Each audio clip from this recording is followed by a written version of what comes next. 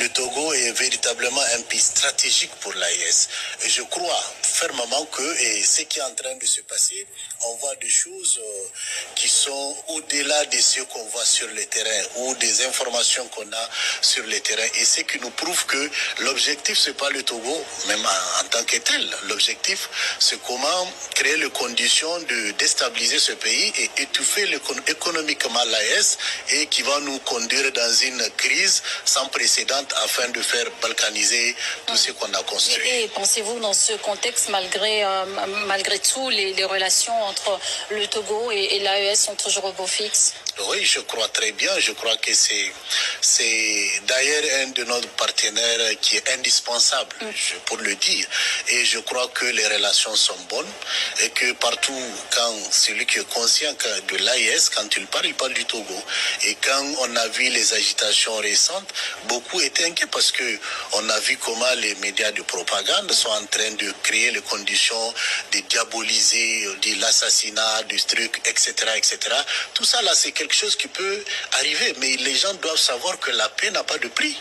Si vous déstabilisez votre pays, si vous rentrez dans une confusion, ça veut dire que vous-même, ce que vous défendez, vous ne pouvez plus être en mesure de les défendre. Bienvenue pour cette analyse sur le Togo.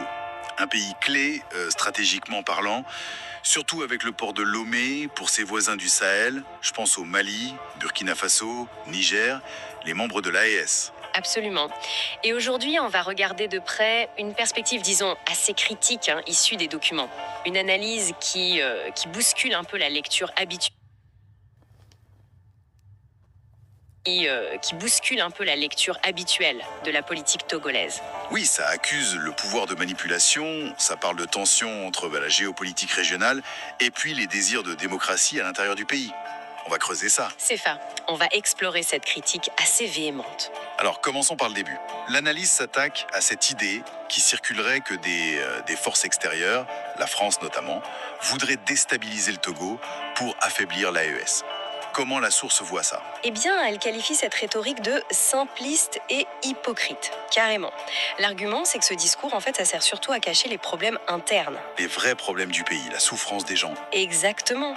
Selon cette critique, le vrai but, ce serait pour le président Faure Gnassingbé de garder le pouvoir, rien d'autre. On le décrit comme quelqu'un qui jongle entre Paris, Moscou, Ankara, Pékin, Washington. Israël aussi est mentionné, la CEDEAO. Oui, tout ça pour assurer sa propre survie politique finalement. Et le texte pointe une contradiction, c'est intéressant ça, pour appuyer l'idée de manipulation. Oui, il demande si Paris est vraiment une menace,